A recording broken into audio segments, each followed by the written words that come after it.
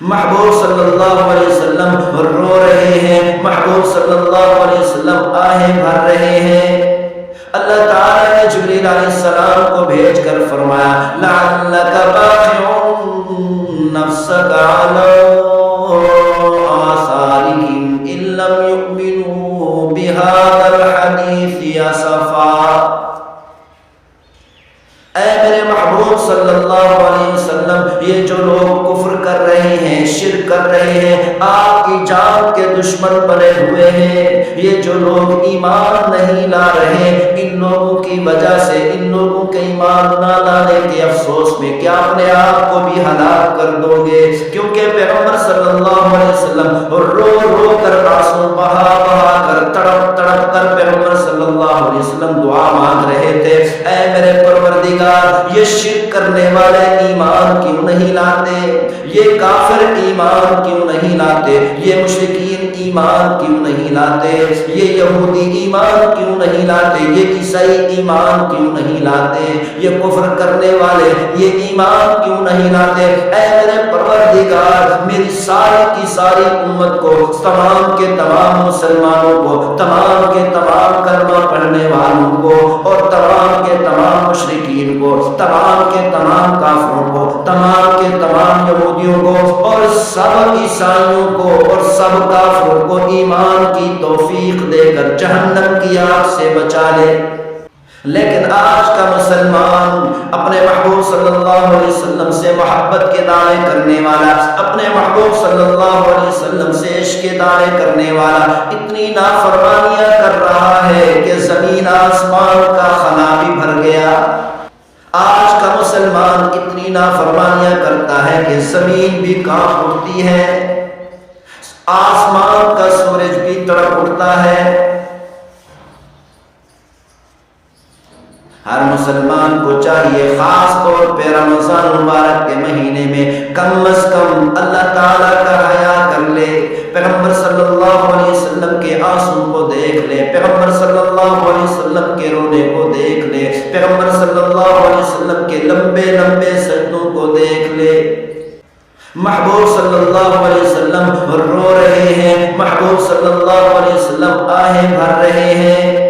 اللہ تعالیٰ نے جبریل علیہ السلام کو بھیج کر فرمایا لعلک باخع نفسک علی آثارہم ان لم یؤمنوا بہذا الحدیث اسفا۔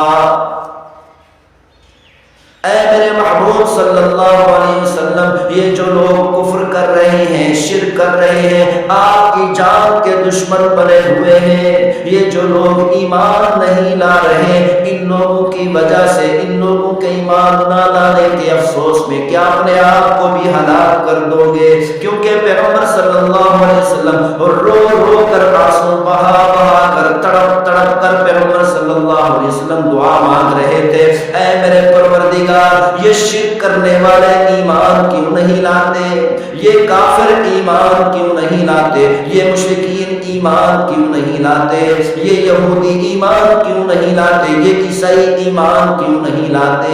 یہ کفر کرنے والے یہ ایمان کیوں نہیں لاتے؟ اے میرے پروردگار، میری ساری کی ساری امت کو، تمام کے تمام مسلمانوں کو، تمام کے تمام کلمہ پڑھنے والوں کو، اور تمام کے تمام مشرکین کو، تمام کے تمام کافروں کو، تمام کے تمام یہودیوں کو، اور سب عیسائیوں کو، اور سب کافروں کو ایمان کی توفیق دے کر جہنم کی آگ سے بچا لے۔ تو اللہ تعالیٰ نے جبریل علیہ السلام کو دوبارہ بھیج دیا لعلک باخع نفسک الا یکونوا مؤمنین۔ اے میرے محبوب صلی اللہ علیہ وسلم، اتنا تڑپنے کی ضرورت نہیں، اتنا رونے کی ضرورت نہیں، اتنا پریشان ہونے کی ضرورت نہیں۔ یہ لوگ ایمان نہیں لاتے، کفر کو نہیں چھوڑتے، شرک کو نہیں چھوڑتے، نافرمانی کو نہیں چھوڑتے، بغاوت کو نہیں چھوڑتے، ان کے ایمان نہ لانے کی وجہ سے کیا اپنے آپ کو آپ ہلاک کر دو گے؟ کبھی اللہ تعالیٰ نے اپنے محبوب صلی اللہ علیہ وسلم کو تسلی دینے کے لیے، کیونکہ محبوب صلی اللہ علیہ وسلم کئی گھنٹوں کا سجدہ فرماتے تھے اور سجدے کے اندر روتے رہتے تھے، تڑپتے رہتے تھے، آنسو بہاتے رہتے تھے اور یہی عرض کرتے رہتے، یہی درخواست کرتے رہتے، اے میرے پروردگار اس امت کے تمام لوگوں کو جہنم کی آگ سے بچا لے، مسلمان ہیں ان کو بھی جہنم کی آگ سے بچا لے، کافر ہیں ان کو بھی جہنم کی آگ سے بچا لے، یہودی ہیں ان کو بھی جہنم کی آگ سے بچا لے، عیسائی ہیں ان کو بھی ایمان کی توفیق دے کر جہنم کی آگ سے بچا لے۔